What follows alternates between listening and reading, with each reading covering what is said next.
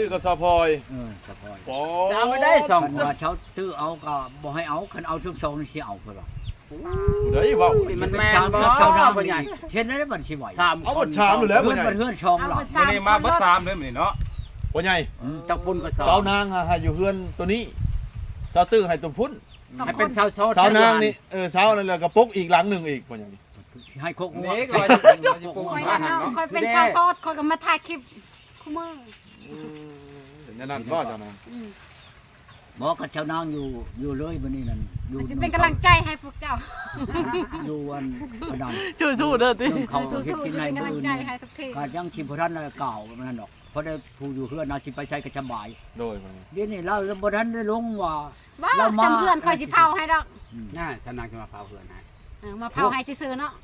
บ่พ่อใหญ่สมมุติว่าสนางจะมาเบิ่งเฮือนชานให้สิให้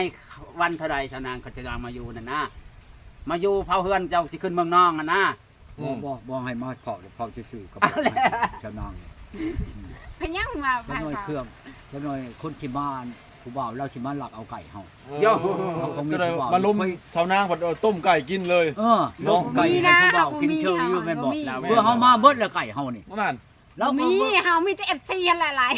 ๆ FC เรา สิ เรา ไปอยู่ ว่าคนบ่ได้ผูกไก่เจ้าเวียนใดไก่ปล่อยไปจังมันไปเหี่ยใช้แล้วก็แล้วแล้วถ้าเราต้มกินแล้วก็แล้วสิมีปัญหาหยัง แม่น เฮาบ่เชื่อเราดอกชาวนางนี่คือเรามาหาก่อนนี่ต้มไก่มาให้เฮากินจักเราเบื่อเฮาก็บ่จักบ่กิ เบื่ น อแล้ว นำ ปันนี้ก็ตายเลยเนาะปันนี้กินจนแล้วเลย อันนี้เชื่อเจ้าแท้บ่ได้เบื่อ อันนี้ก็สนางได้ซื้อมาฝากเจ้านี่ อันนี้ก็ไข่เสือเลยก็ค่อยได้ซื้อนี่ คักแน่ อ้าวสนางได้ซื้อ ใช้ไข่หมดแดง ไข่มดแดงยัง มือใหม่ ไข่บัด ครับ แหละเมื่อวานนี่มันมีบัดบ่ว่าง อันเงินข่อยนั่นกันเอาชื่อไข่หมดแดงเจ้าไปชื่อต่อบ่ได้บ่ ซื้อต่อก็ได้ดอก ยันว่าเงินข่อยบ่มีราคา เป็นงั้นที่บ่มีราคา เอายั เงิ น น ว่า เจ้าหังมีราคาเลยเนาะ เอามาให้ข่อยบ่นี่เป็นหยังมันยันข่อยบ่ให้เงินบ่ เผามันนี่มันเนาะให้บ่ได้เป็นแย่จังได๋เจ้ามาเงินแล้วค่อยแล้วค่อยสิไปแย่ให้ค่อยเองเนาะแย่ให้แถวนั้นก็มีแถวนี้ก็มีนี่ จะเอาเงินมาซื้อครับ ยาก ได้ ยังแม่น เจ้าสิไปชื่อบ่นี่บ่ นี่แหละแถวนี้ก็ซื้อแถวนี้ก็เจ้าก็ให้ค่อยแล้วก็แย่ให้เนาะ ชื่อเจ้าดอกยา ท่านแล้วครับ เจ้าไปล่อมันนี่ช่าง บ่ได้หลอกลวงบ่แท้ แท้บ่สาวนาง สิหลอกลวงก็บ้าไปวะ เราก็ยันบาปเนาะ บ่แม่นหยังน้องนางอีก สำหรับคือมีลูกนี่ค่อยยังบ่ประตูเนาะค่อยก็มีลูกเคยมีผัว ข่อย เนาะ นั่นทุกคนใช่สิให้คนจำถ้าเจ้ามาแหละก็คอยจะได้เจ้าอยู่ในใดก็ ได้ ดี ก็ เรื่อง ได้ ที่ กันเนาะโอ้ลมกันก่อนเนาะคนเฮาก็ เห จะ ตุ เป็น ของ คน ชมประการนาเฮาจังว่าน้ำหลังดอก เนาะมันคนว่าค่ะ ความเจ้าน้องเจ้านางเด้ คุณน่ะนะ พอปรับมันก็เป็น มา ไร เนี่ เนาะ ยคือมื้อนี้แหละ เพราะว่า จัก ได้ มื้อใด ออก เจ้า มา สิ แล้ว มา ก็เอาปุ๊บแล้วก็เอามาคนพอใจ อัน แล้ว นี้ ซั่น หลัก เนาะ ฐาน4คนนี่ก็เป็นหลักฐานได้นี่มันออกอยู่จักประเทศเจ้าเห็นนั่นเฮา จากประเทศเขาก็ยังแบบเฮายังบ่ได้ลงทำลายแบบเฮาก็ยังบ่ได้มีหักเฟซเจ้าใช่บ่ ยังบ่มีอะไรเช่นเอาไว้พวกเฮากับ ไผ บ่ ก็ ฮับ บ่ ประกัน เนาะ เนาะคนเฮา อัน เค นี้ ยบ่ แล้วแต่ใจ เจ้าเป็นเคยบ่เฮา ค บ่ อย เค นั่นจัง ย ชี้ เนาะ ได้บ่แม่นคอยบ่ คือว่าเนาะไปนํกันนี่ก็ยังบ่ทันเอาคันเอาไปนํกันคู่มือนี่ทุนรวมกันไปคอพุ่นจังเอาเนาะเฮาก็ที่เฮามาเป็นสั่นนะ เอาจัดปีหน้าจังเอาช้าจ้ะ ปีหน้ากับปีหน้าซะ อดกันปีนึงบ่ ปีนี้ปีหน้าค่อยก็บ่เท่าดอก ปีนะสันเท้า ปี น่ะ เดียวเองเนาะ ค่อยมันผ่านปีเดียว แต่ว่าปีหน้าก็คอยว่าวันนี้ชี้ได้ อ้าว ปีหน้าขันเจ้าอยู่บนทนอันนั้นบ่ได้ก็เอาโลดเมื่อก็ได้มีผู้มักผู้ฮักคอยก็คือกันหากว่าพัดเงินเจ้าก็บ่ทันได้เอาปีหน้า พ่อใหญ่สิเอาค่อยก็สิท่า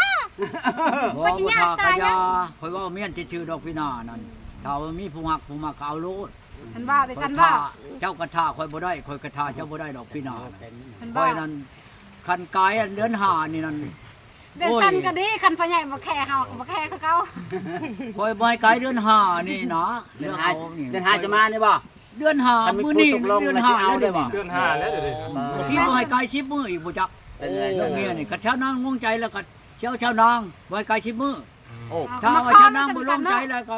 ค่อยก็ไปเอาต้นใหม่ในชิบมื้อนี่เห็นรถเมียทุกคนมาอยู่นำน่ะ ปอ เอาเบิ่งรถในใดก็ดี เดี๋ยวฉันก็มาขอก่อนโลดบ่ยากดอก บ่มีปัญหาเด้อข่อยได้ โอ้ อืม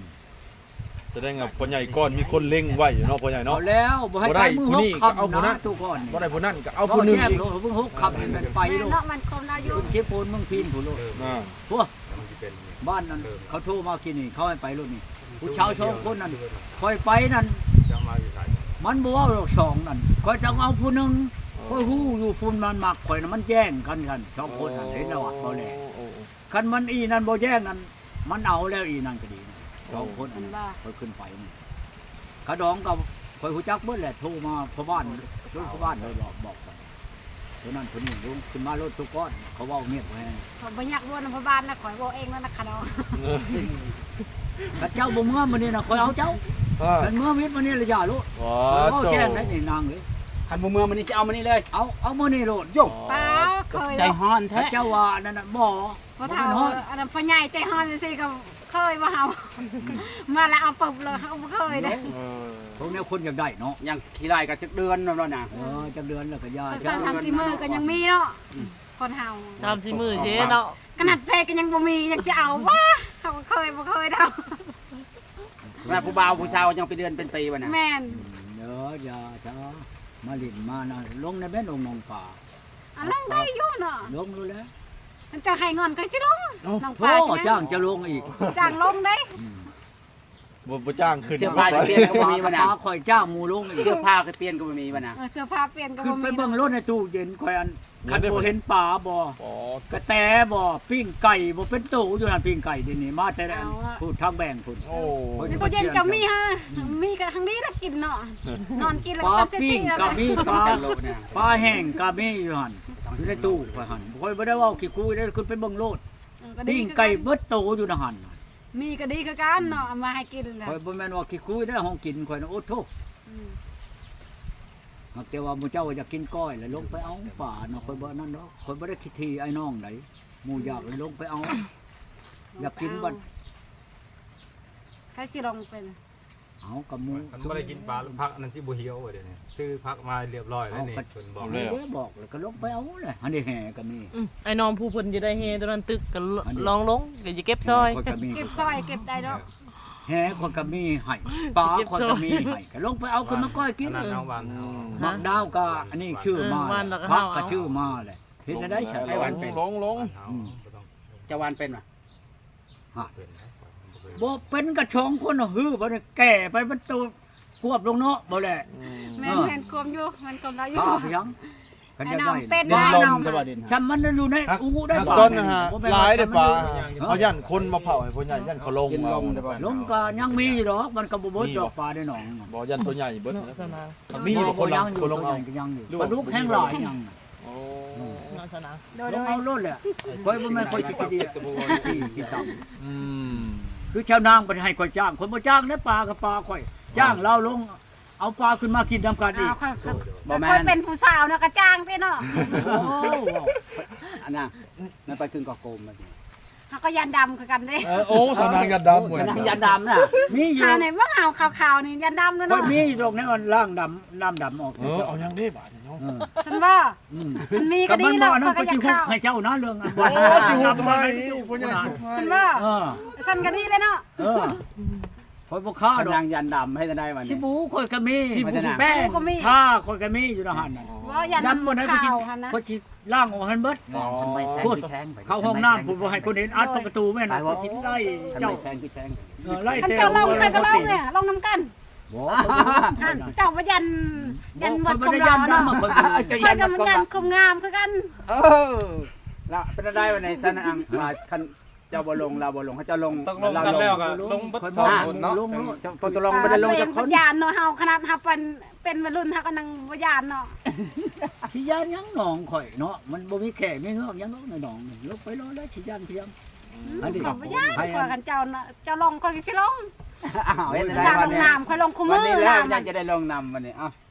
ข่อย ค่อยลงคู่มือ ข่อยมอบ น้ำ ให้ลงเลยยังบ่ลงเลยก็แล้วแต่เราบ่อยากเลยก็บ่ลงบ่เป็ เอา นหยัง แล้ววันนี้วันนี้แล้ว ว่าสิลงน้ำกันน้ำเมื่อกี้นี้ มากินปลาน้องข่อยไปให้ข่อยลงไปเอามาให้แล้วก็บ่จักเว้าแล้วเนาะ ยันมาเนาะยันมาพ่อใหญ่จะลงน้ำ เอาข่อยบ่ได้ว่าหยังดอกเอาหน่อยก็ได้เอาละเอาเบิดแห้งดีมันสิ พาเราให้เอาบดเลย ถ้าฝนตกก็ยังบ่ตก บ่มีให้เรากิน จะเข้าแล้วเข้าคงค่อยเว้าแล้วหมอ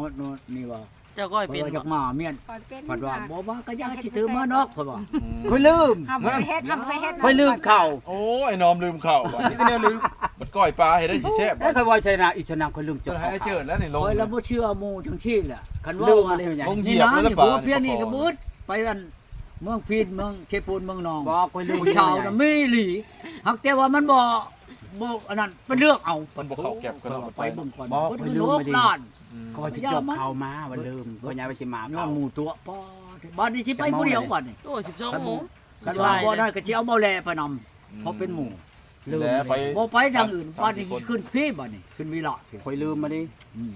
ขึ้น แล้ว วิ สา ระ มสี่ บัด คน นี่ นี่แหละ มันบ่มีไผกะสิเว้าน้ำเมาแลนแล้วสิเอาเมาแลไปนำขี่รถชนกันไปจักคันเฮิงนี่3คืนคันไว้ใน2คืน หน้าเฮาบ่ได้ไปบ่ กำหนดมันเท่านั้น ไปแล้วนี่3คนนี่แหล้วพ่อใหญ่ มือ สี่ หก ทั้งพ่อใหญ่นี่แหละ ไปนี่แม่นมือหุกคำมาชูเฮานี่โลด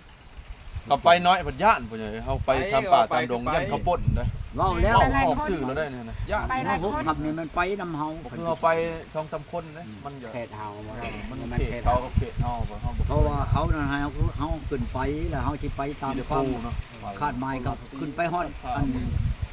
ที่ตะบอกนี่แหละเกี่ยว จะถ่ายคลิป เบื้อง บ่ ชายนี่สัตว์ครับสิขึ้นไปโลดพูดเสร็จพาพิลางพุ่น อืม เสร็จพาพิลางพุ่น อืม ขึ้นไปแล้วก็ฮอดบ้านนาฮีบ้านเมียเก่าเฮาหั่นฮอดหันแล้วก็จอดอยู่หันมาแรงมาแล้วก็หานเด็ดหาไก่แล้วก็ไปต้มอยู่เฮือนหมอหลายหันแล้วก็กินอยู่หันแล้วก็นั่นเองไปลงอยู่หันแล้วนะ อืม บ่มีดอกอันนี้วันนี้นะช่างนั่นน่ะเขาก็อยากพบอยู่เขาจะเบิ่งเขาว่า ไอ้ที่วันแฮวก็ลบ ชื่อดอก ไอ้น้องหวาน เจ้าแหละ เจ้าขือแน่ เนาะคือเนาะคนคือมันเคยตึกแล้วเราเคยตึกแบ กั บ ดชาวนางบ่เมื่อสิเบิ่งเฮือนเบิ่งชานเอาก็สิบ่ไปบุญนั่น เอ กัดชาวเมืองชาวนางเมื่อแล้วก็แม่นเบิ่งให้6คำนี่มาชูไปลงไปสิโทรหาดอก ป้าให้คอยมาสู้ เป็นอะไรก็ แม่น วันอะไรก็สนางบ่เมือเป็นอะไรก็ ชาวนางอยู่เผาเฮือนเบิ่งเฮือนเบิ่งชานแล้วก็ยาเลยเนาะก็คือกันกับบ้านนั้นอัน จะ นั้น มา แล้ว ขอคอยแล้วคอยจะเผาเฮือนพยานดอก ชาวนางเพิ่นจะให้คอเลยพ่อใหญ่จะให้คอจะให้แต่งบ่ โอ้ย ชาวนาง มีหินมีคลองเนาะ เห็นให้มันถึกตามในประเภทนี้ไอ้บ้านเฮาเนาะ อันนี้คนทางมีบ่ขอจะเคยนะ อืม เอาก่อนจะคอว่าเป็นไง